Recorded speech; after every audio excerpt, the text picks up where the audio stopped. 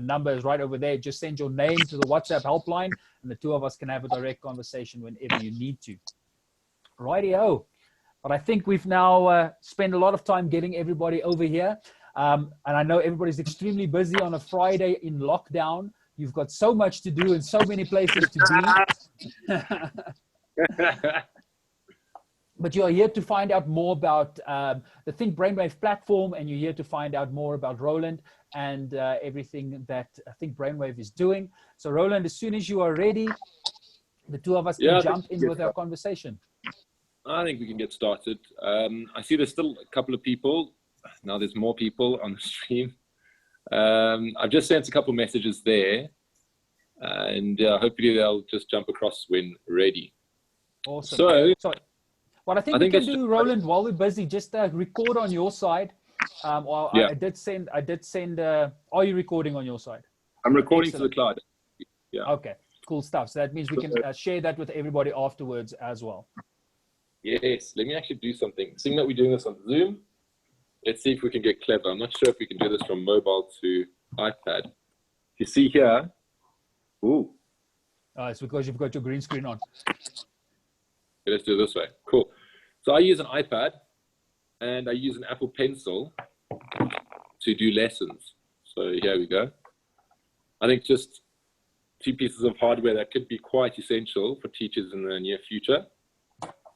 Let me see if I can link these two devices, because if you can link them, I think I can indeed. Let's see.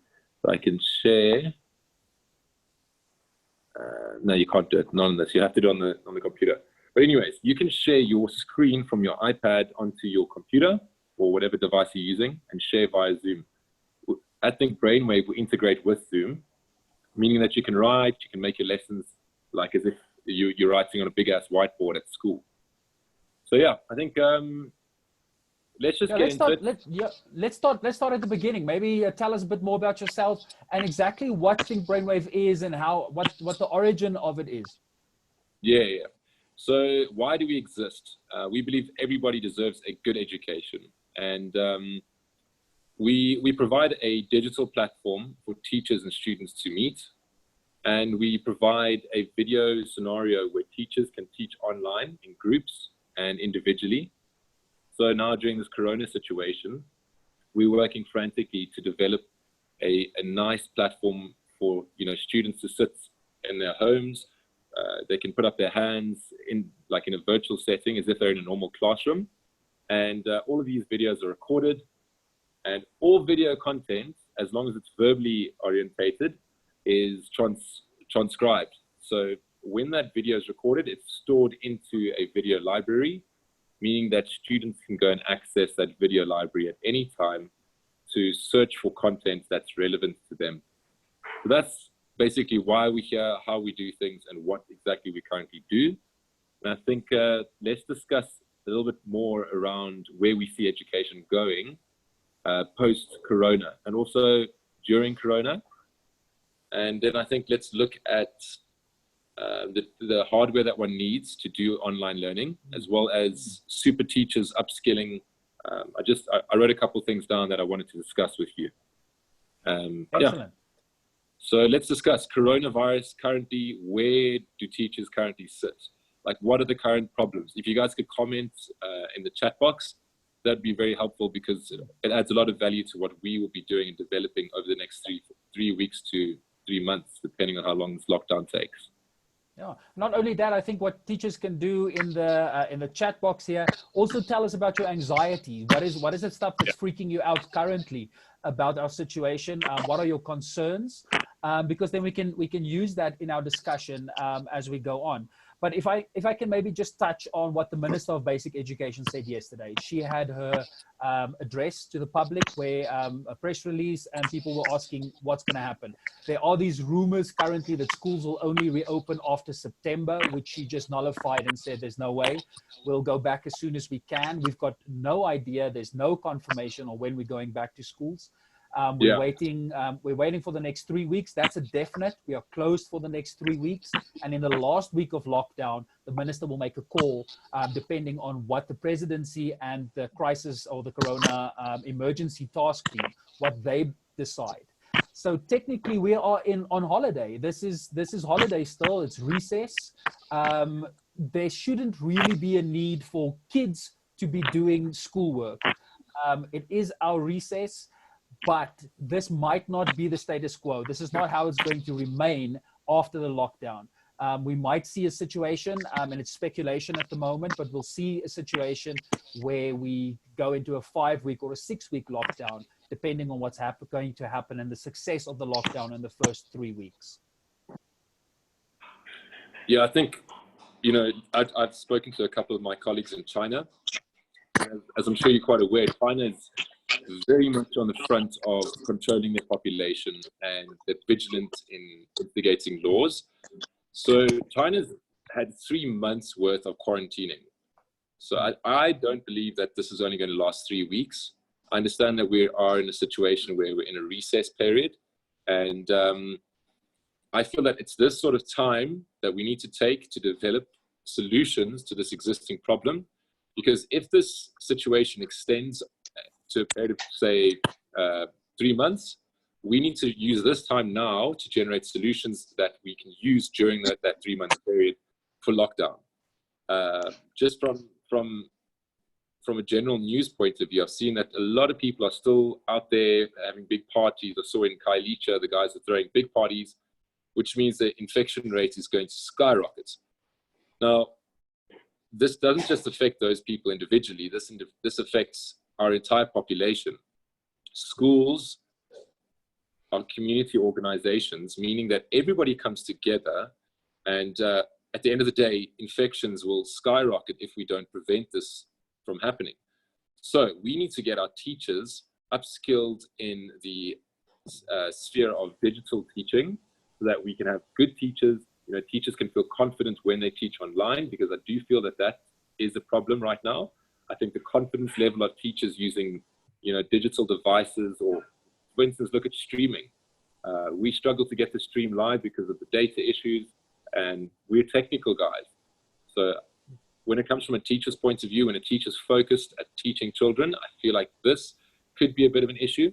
So we need to work around and develop solutions that are really simple to apply, and make it really easy for teachers to teach online. And I think that's where you come in. Isn't that right, Francois?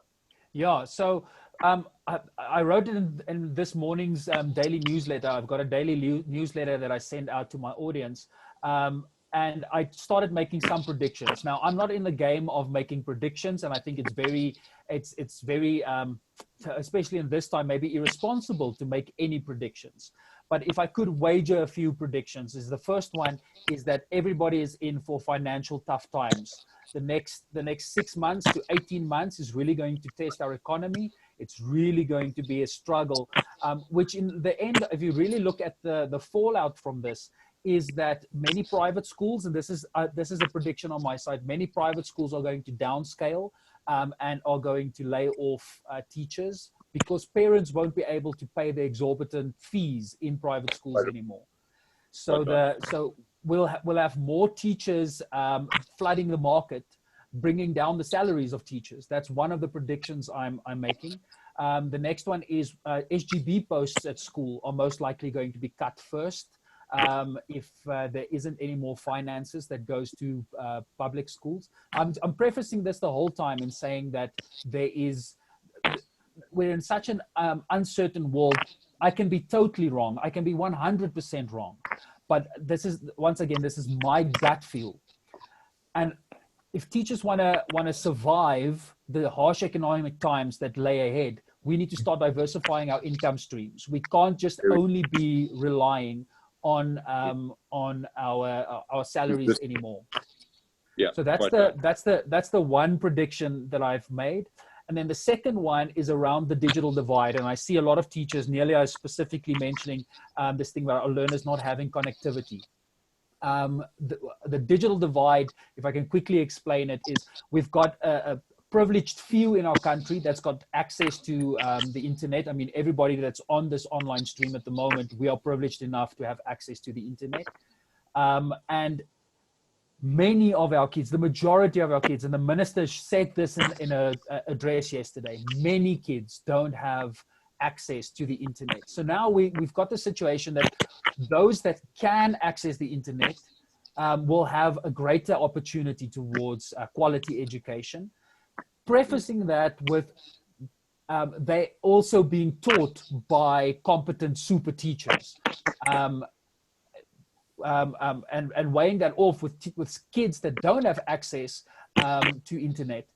So teachers who are upskilling themselves now, knowing how to use online platforms is essential, not only for yourself and your personal brand, not only for your longevity as a teacher and remaining relevant as a teacher, but secondly, to remain relevant in a job market, because you'd be able to apply to great schools if you have the skill of teaching online. So those are my two very broad predictions for what's going to happen in the teacher space and in education in general for the next 6 months to 18 months. Very interesting point of view. I just need to ask very quickly, what does SGB mean? Just remember, I'm tech orientated, I'm business orientated. So please excuse my ignorance. No, that's great. That's one of the biggest mistakes we fall for in education. We just assume that everybody has the lingo and the jargon. So SGB it stands for School Governing Body Position. So it's if I can explain the difference, if you've got a government position, that means you're getting paid by provincial government or your district. So the money, that's where the funding comes from. If you are an SGB teacher, the school governing body post, you get paid by the school governing body. So in other words, the parents who pay the school fees, they basically, and I hate it when they say that, but they basically pay our salaries because the funding comes through the school and not through government. Of course, your government positions have got a lot more benefits like housing, medical aid, pension, where your SGB posts don't necessarily have that, and many private schools also don't have all of that. Okay, lovely. I just want to address each and every point in context. So let me just quickly show you what I've written here. I'm not sure if anybody can read calligraphy or however I've written it. Boom. So these are the 4 points I think that I'd like to discuss real quickly, and we do them one by one. Play a bit of tennis, I guess. So teacher layoffs in private schools. I'd imagine that it's not only going to be in private schools. I studied finance and aeronautics, first aeronautics, then finance. And we did some calculations. I think we discussed this, Francois. And we should have had a recession now. We had one in 2007. We should have had one into 2014. But because 2007 was so great, it was such a big recession that to reach the mean line again, we skipped a generation of 7 years because it's a periodic shift. So anyways, we missed 2014, we hit 2020. So we've got this catalyst called Corona. 2021, we hit our first shock wave. 2022, it gets even worse. By 2023, generally speaking, governments pump money back into the system and we start to recover. So teacher layoffs on a private school basis, I can understand. If teachers are not going to be able to go to school and teach, teachers need to upskill themselves so that they can stay relevant, like you mentioned, and they can add value to the school system and to their students. Now, with that said, I do believe, just looking at this general trend, that let's say you've got a school with 50 teachers. The school is going to scale down to its balance point. Let's say you might need 2 maths teachers, 2 science teachers, 2 Afrikaans teachers, 2 history teachers. They'll take it down to the bare minimum and they'll get rid of, which is quite unfortunate to say, their extra teachers, because private schools often have extra teachers either through nepotism or through whatever measure, aging teachers as well will no longer be allowed to be teaching. So what I propose is teachers we need to upskill our teachers now, whether they're aging, so they can contribute to society, because I don't understand why schools ask their teachers to leave at like 60, 65. What now all of a sudden you become a burden on the economy because you're not generating an income. Mm-hmm. We live longer, therefore we should work longer. And I think as a teacher, you're starting to reach your golden years when you reach like 60, 65, because you've had 30 to 40 years of experience. So what I believe we should be doing now is we should say, right, if you don't want to hire 60, 65-year-old teachers, let them come to us. We will teach them how to do like digital learning, and let's get them on this sort of platform where they can create their own lesson content, their own videos, and students who, now I'm getting back to the private sector, the parents who cannot afford private schooling anymore, these parents can now say, right, go and learn on a platform like Think Brainwave, where you've got digital learning taking place, and do your homeschooling, for instance. You know, I've been in talks for the last 3 weeks with homeschooling. I think it's called Impact, and it costs around 18 to 20,000 Rand per annum to get your education, to get your certificate on an annual basis, whatever grade you're in, depends, whatever. The money is not relevant, but the value is relevant. You know, you're still learning, you're at home anyways, your mom and dad are there, but now you can learn online with video content like this. I think we need to provide that sort of solution. And I think we need to empower the older generation, as well as the middle generation and the young generation. Because schools will start kicking. Thank you very much, Nelia. Much obliged. So Impact, there we go. I'm not saying we're a homeschooling engine. We are not there at all. We tie into and generate relationships with different organizations. So what I believe we need to look at is we need to say, teachers, jump on the platform, get upskilled, learn how digital teaching works, and stay relevant. Because I don't believe that schools are going to go back to normal functionality within the next 12 months. This is not like a prediction. It's just general foresight. Would you be comfortable sending your child to school in the next 6 months, you know, thinking that, oh, the coronavirus has just disappeared? Of course not. Because somebody somewhere will pick it up, and then all of a sudden you have another breakout. So I don't think that we'll be going to schools within the next 6 months. And I think we need to plan accordingly. So that's our first point. What are your thoughts there? So if I can add to that, I agree with you. My one big bugbear is this thing is we're just throwing away this experience of our retired teachers. We're not incorporating them whatsoever. And I mean, they've got 30, 40 years worth of teaching experience. And now we're excluding them from a new platform. I've got a lot of teachers that I coach that are, I'm telling you, they are in their 50s, in their 60s, wanting to know how can we use online teaching. And what I get from them is they start initially being very afraid of the platforms. But as you start using it, you get more familiar with it. But what I tell them is you weren't born knowing how to drive your car. You had to learn how to drive your car. And it's exactly the point that we're going through now is whether you're 20, whether you are 50 or you're 80, you can learn how to use online platforms. And that's why it's so important to have a coach that takes you through it, whether it's somebody in your school. Many schools have got EdTech coaches, but not all schools are really in a position to afford EdTech coaches. And then there are people like me and many others that I know of that can assist individuals with coaching them on how to use these platforms. So it's quite intuitive and easy to do. The second point is that this is really not only for people that's going to be unemployed, because there are going to be teachers that will become unemployed. It's not only for our student teachers, but it's also for the practicing teachers that have got extra time. I'm saying extra time like all teachers just have extra time, which is a myth. But if there are teachers who don't do extramurals, or they'd rather choose to do academics like extra classes as their extramural instead of a sport or cultural event or something like that. This is one way of doing it. And then the last point I'd just like to add is I agree with you. We are not going back to the same way of teaching post-corona.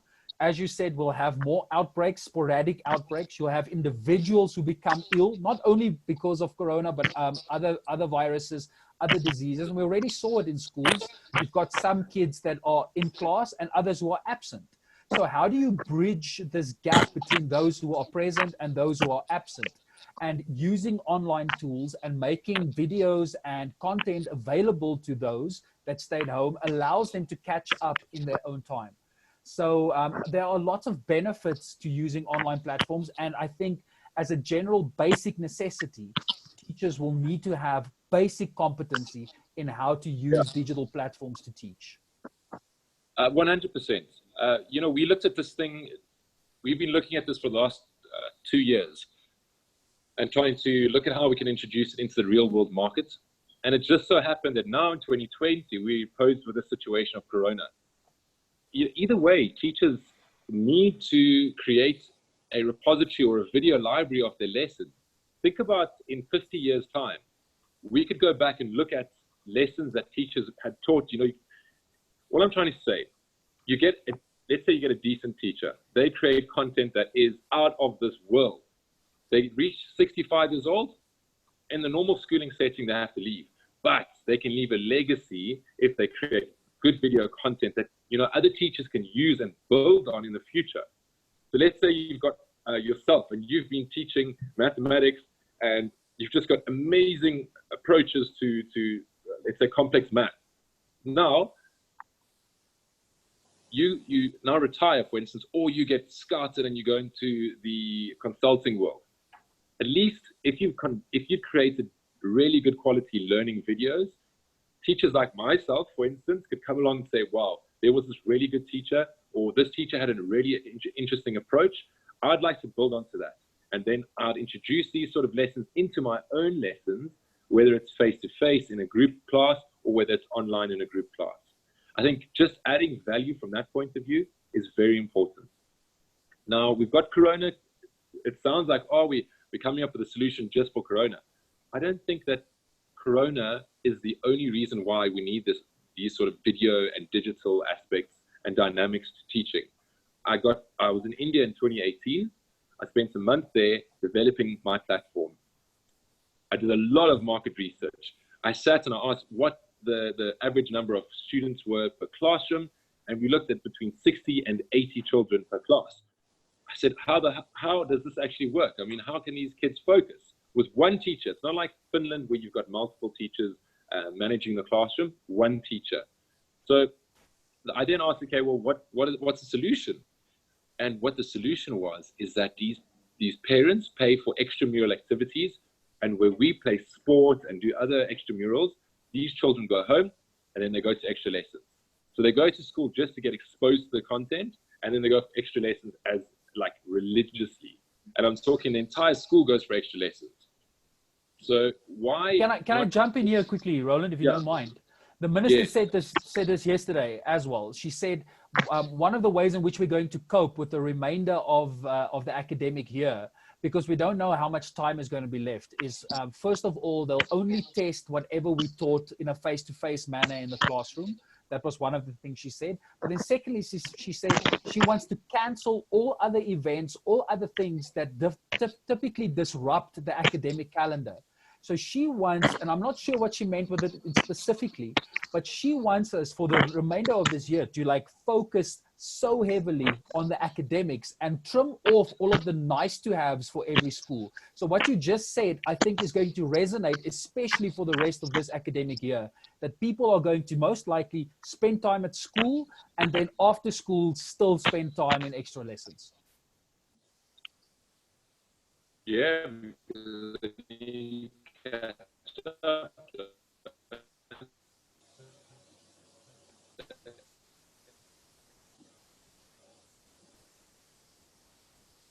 Sorry, Roland, it looks like we're having some connectivity issues on your side again. That typically happens. Yeah. So Nelia, can you still hear me? But we're not hearing Roland. I think I might have lost for a second. Are you there? Yeah, just give it some time to catch up. Okay, Roland, let's test it again. Yeah, I think if you maybe switch to a lower bandwidth, let's try again. Okay, how's that? Decent now? Yeah, a bit better than previously. Okay, good. Okay, good. Thanks, Nelia. So I just thought let's quickly just have a look at Nelia. Oh, look at that! You can do groups. Oh, that's nice.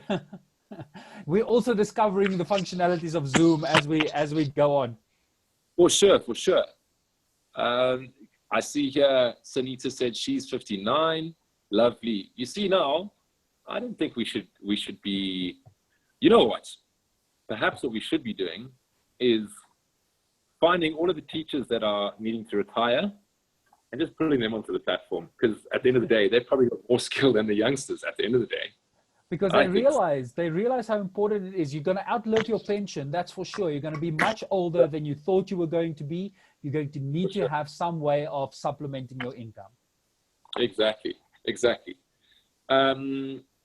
Teacher layoffs, we discussed that. Private schools. People are not going to be able to afford to go to school. So I understand that this year, you know, the education MEC is saying, right, cut off all the extramurals, screw your holistic education, just focus on academic education. And that's all well and good, great, let the kids pass. Next year, when people haven't been making money for 6 months because the finances have run out, what do you think they're going to do? They'll need to search online and they'll need to learn. And I do not think that people are going to be comfortable going to school for a while until at least there's a cure or an anti-vaccine or a vaccine for this virus. I know for sure that I wouldn't want to be in a public place until I've got a vaccine. Well, yeah, that's I think a lot of those anxieties are going to continue post lockdown. And maybe this is the start of a new market. Definitely smaller classes where you definitely know the other individuals in the class. And I mean, the only way of really doing that is working within smaller communities. So I'm seeing for the privileged, I'm going to see a lot more smaller institutions paying for the privilege of having your child being taught on a more almost want to say one-to-one basis. I can see that being the future for the privileged, but unfortunately, the less privileged are going to be forced in situations where we'll have 70 to 80 kids in a class, which is not conducive to the spread, or is conducive to the spread of a virus. Well, that's if you're physically present. What we're looking at is why not have a situation where these children have $1 per month where they can access our video libraries. All they can do is watch the videos, they can stream it unlimitedly, and they just can't book actual lessons. If they want to book a lesson and it's a group lesson, they pay another $1 just to sit in a live class where they can ask questions. They can put up their hand digitally, they can ask their question, they get responded to. Any recording that takes place gets saved, and then the students can search through these repositories for answers to their questions. That's what we think. If you guys could comment on that, if that makes sense. You know, you're sitting having a video lesson as a teacher, you're not really comfortable because you don't see the response, the facial features of the learners. If they can just put up their hand or press a button and say, I want to ask a question, teacher can then accept whether they're going to take a question at this point or whether they'll push it to a later stage. So this is the kind of way we're thinking. So I think at this stage, Roland, because we've been having quite a lecture type classroom at the moment, and maybe just showing the functionality of it. Let's invite 1 or 2 video response questions from the teachers that are here. What you can do is just, if you're comfortable with that, Roland, can we do that? Yeah, with pleasure. I love that. I'm going to just swipe it up here. No. Okay, so if you want to ask a question, just raise your hand. You'll see there's a little raise your hand button. If you click on participants at the bottom, you'll see there are 15 participants in our class currently. If you click on that, it'll open up the tab, and you can then just click to raise your hand if you've got a question or you've got something to contribute. Just do that, or you can just pop it into the chat, just so that we have some audience participation for now. I'm gonna mute you, and I'd like to see you press the button. I'm just gonna mute you here. Audio. Stop video. Okay. Yeah, Francois, do you want to just put that hand up? Let's see if that works, or what actually found. Oh, wow. Oh, wow. Geez, bro, come check this out. Okay, so that functionality that we were discussing yesterday with the hand up, just remember you're on video. Yeah, that's what I'm trying to say. Okay. So he just put up his hand. Yeah. Remember we were looking at this. Cool. So now that actually, what we're saying actually can be done, and we've already integrated that. Cool. So now it's a case of storing the video. Okay, cool. I like it. Let's now lower hand, make host, allow record, ask to start video. Cool. Ask to start video. It's interesting. We've never used this part before. Okay, Francois. Did that work? Wait. Your audio is off. Oh, this is cool. This is very cool. Unmute audio. Francois. There we go, and I'm back. What is your question? So that's how cool it is. That's how simple Zoom is to use. I've been using this last week. I love Roland's response to this. I've been using Zoom with my university students. I had 45 in a lecture last week, and we could do an entire lecture exactly like this. My class could raise their hands and ask questions and continue. So Zoom as a platform is really gaining a lot of popularity because more and more people are picking up on the functionality of it. So you as a teacher have got full control on who talks and who responds and what you want them to do in a class like situation like this. Let's try something else again. I'm going to say lower all hands, right? Boom. Cool. Okay, so now what functionality does that have? Let's try. What I'm trying to see is this a switch? Does it switch your video and audio on, or is it just notify that you'd like to ask a question? It's just a notification that, for instance, if you're busy teaching, there's nothing worse than a kid raising their hand and saying, ma'am, interrupting your lesson. So that's the reason why we mute the mics and why we mute the video from the start. And you as a teacher can do that en masse. You don't have to click on individual teachers or you can mute individual people. You mute as a whole. And then when you ask a question or somebody wants to contribute or wants to ask a question, they click on raise hand. And it would be great if anybody, let's say about 3 people that's currently in the audience. If you could just try that functionality and type in raise, or just click on the raise hand. There we got Nelia just raised her hand. Let's see, let's get 2 more. Let's get 2 more people. We've got Nelia, Simone just raised her hand. I want to do this, Simone. Oh my word, this is amazing. This is amazing. Okay, Simone. You just need somebody to show you what the functionality is and how to use the platform. Okay, wait. I need to get Simone. Now, how do we allow Simone's video and audio? So now you on your side, because you're the host, you're the teacher. You just tell me quickly, Roland. Do you have the participants tab open on the side? I do indeed. Okay, cool. So you'll see next to Simone's hand, there's the microphone and the video that's got a slash through it that basically says it's muted.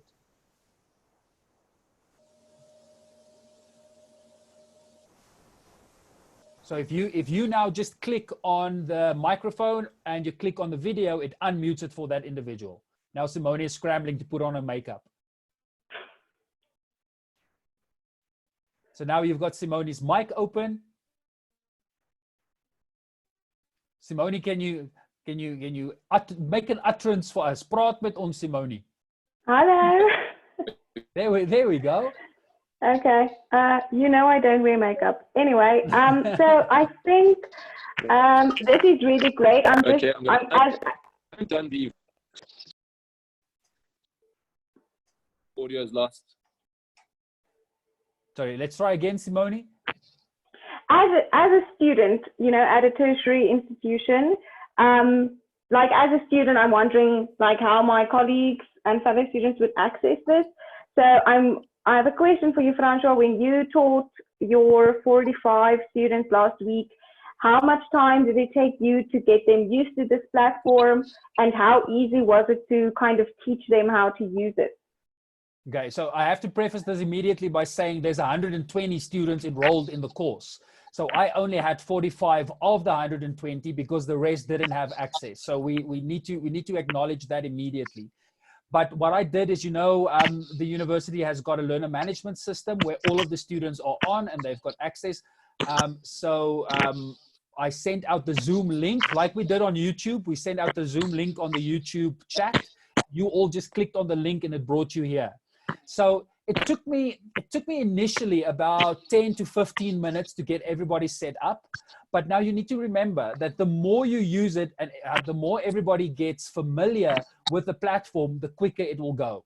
But then secondly, whenever you do online teaching, and this is the message we're receiving from all over the world, the more you're teaching on an online space, you have to reduce the amount of content you want to teach. You can't be filling up, let's say, for instance, that lecture is an hour and a half.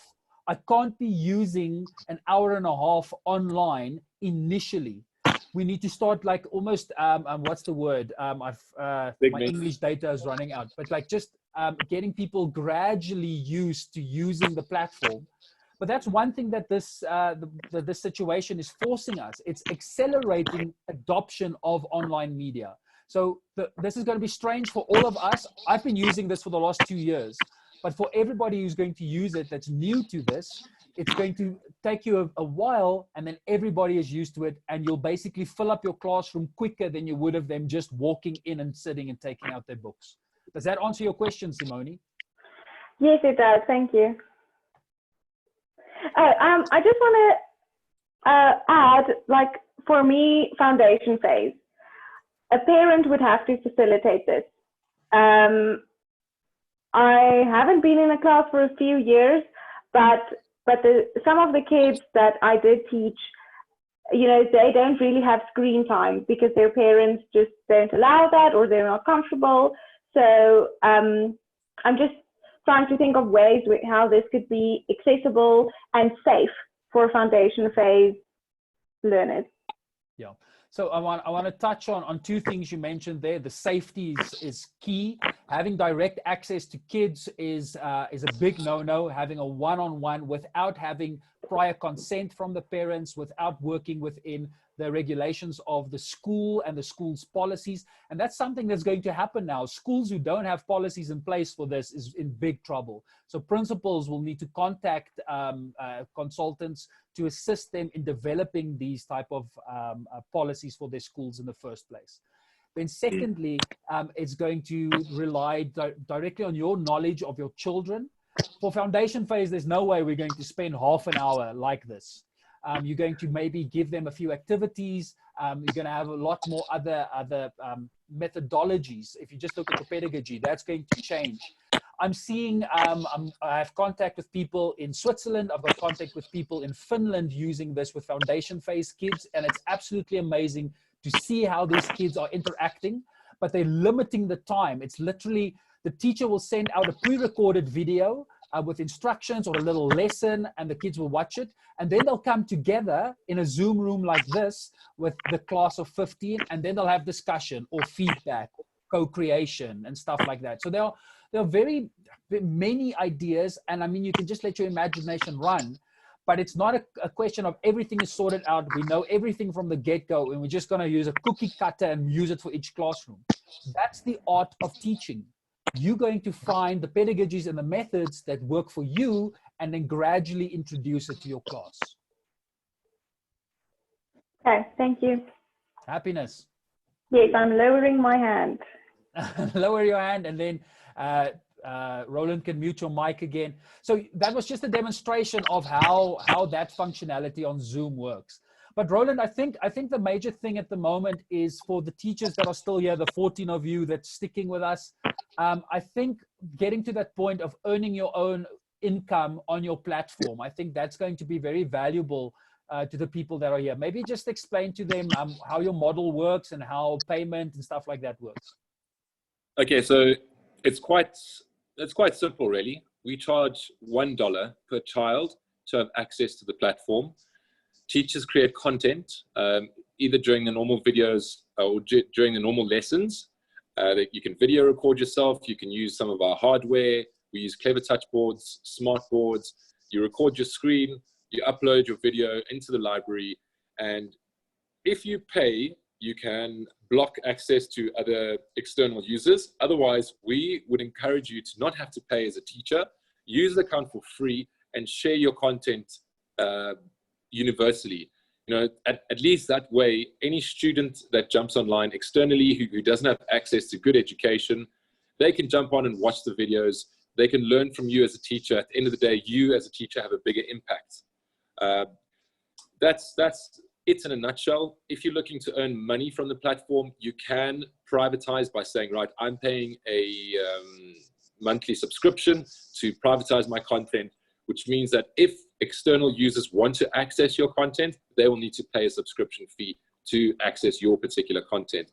Schools may encourage that. I know the University of Stellenbosch, when we spoke with them about 3-4 weeks ago, they said, we're not interested in sharing our IP. This is our IP, and if we were ever going to consider sharing it, it would need to be to our own students who are paying to have access to the university. So there is that aspect. You're either going to use for free, where all your content's open, or you pay and your content is locked off to a certain user group. Now, if you're doing extra one-on-one lessons or small group lessons, you'll earn a 70% commission, you know. So it costs $10.5 or 175 Rand. 70% of that money goes to the school. The school then increases your salaries, increases their facilities, and pumps money into the scholarships and bursary programs. That's the way we roll out on scale. What we say is, you as a teacher, you apply to be part of the platform. You need to bring on the rest of your teachers in your school, the rest of the students, and then at least one parent per student so they can monitor your account. From that point of view, we can tackle the high school market. We can also tackle the junior market, the FETs. I think that's what it's called, or FEL, junior phase. So you've got foundation, you've got foundation phase, you've got intermediate phase, senior phase, and then FET, which is further education and training, which is grade 10 to 12. I'm going to say this. I'm going to say primary school and high school. Anybody from the range of 9 until 18. Simple as that.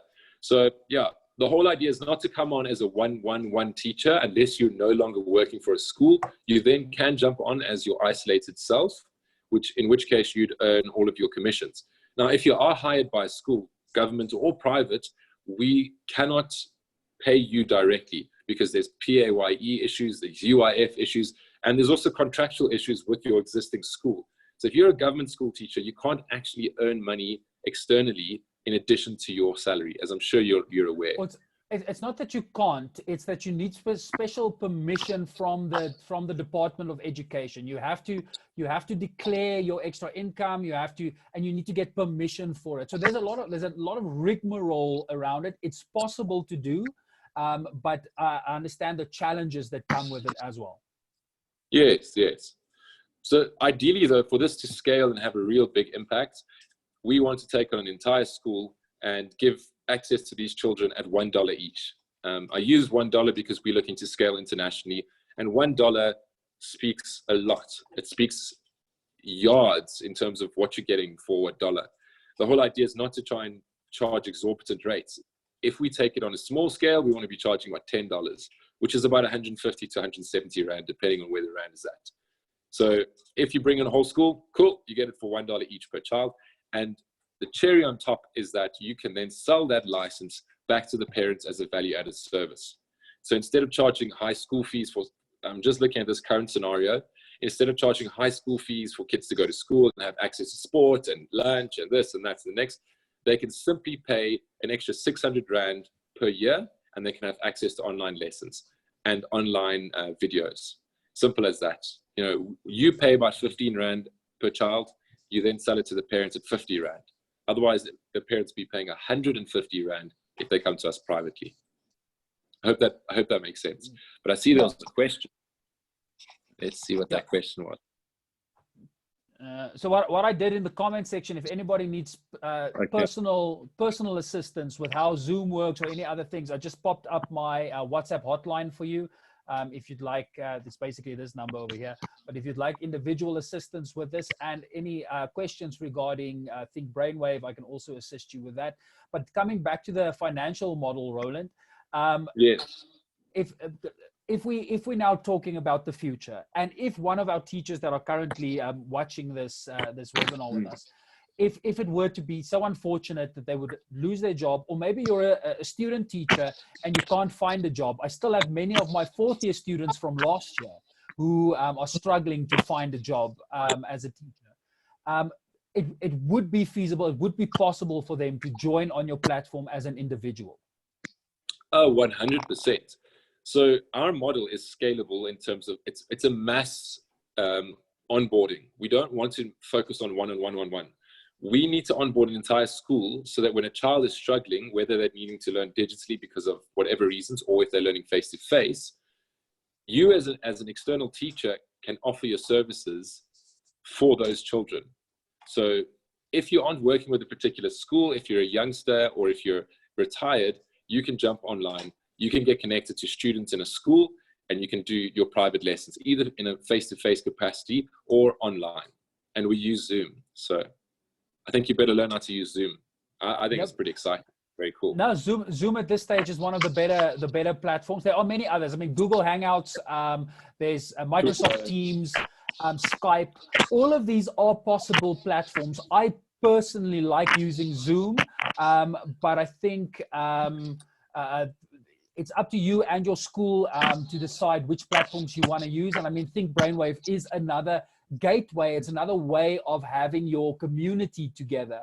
So yes, it's one of the options. I see Nelia is asking a question. $1 per month, or is it $1 per annum? It's $1 per month. It's just basically to cover our hosting fees, because videos are very data heavy.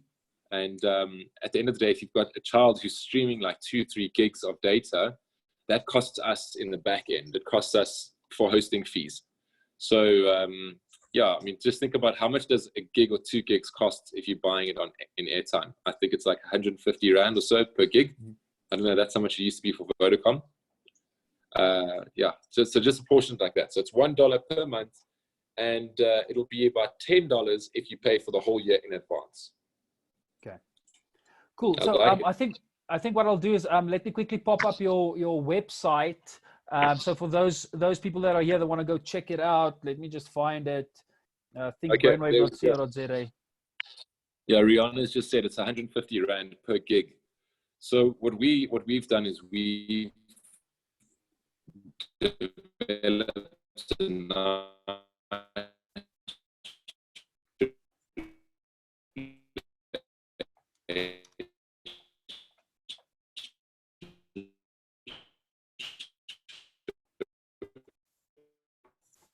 Yeah, we're losing you again, Roland.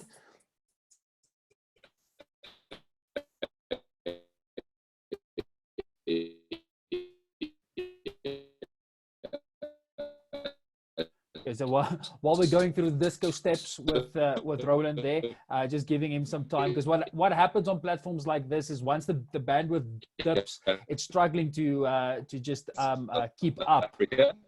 And in the short term, we're actually the group. Yeah, we might be using Zoom, but we could be building another one in, like something called Twilio.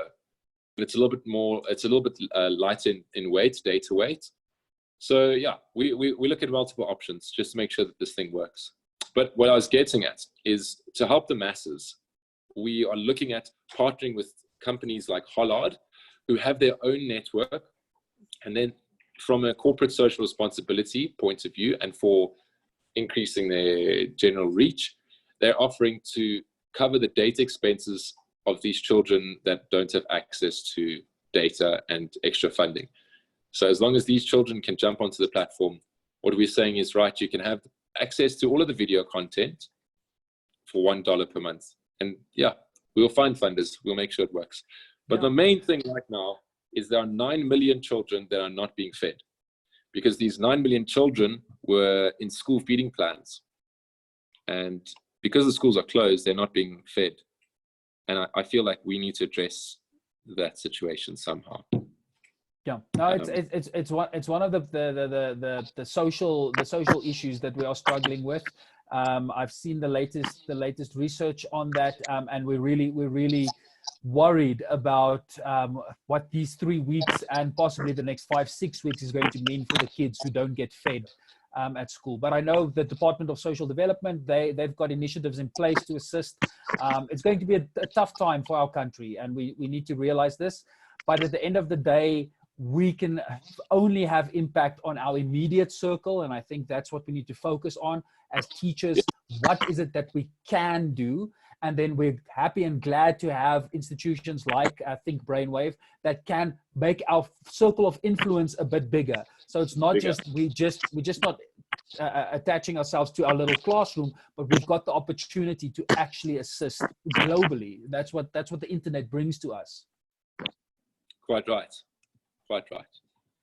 But right, I think we've had a lovely discussion today. I see you've shared a link here. Is that... That's a link to thinkbrainwave.com. That takes you to the Think Brainwave platform. Okay, lovely, lovely. Okay, guys, we've got to get to more developing. It's been a pleasure. I think we should perhaps do another one of these and just maintain where we are and update the teachers as to where we, from a development point of view, where we are. We need to onboard teachers now. So I think it's been a pleasure. We will plan another meeting perhaps next week. Yeah, let's see what the response is from this one. And I think once we've sorted out our technical issues as well, it's going to allow us to maybe reach more teachers in the future. Yes. But what I'm going to do, Roland, in my personal capacity, is I'm doing lives basically every day on my other platforms for teachers, and I'm punting all of the platforms and people that I'm working with to try and see how we can empower teachers, because it's all about motivating, inspiring, and supporting teachers, because it's the teachers that make the difference. Quite right. We need to create jobs for them, and they need to help us. Cool. Awesome. Thank you so much for your time. And everybody that tuned in and still with us, thank you very much for dealing with us and coping with the movement from YouTube to Zoom. Thank you very much. Thanks very much, guys. It's been a pleasure, and we'll see you soon. Ciao.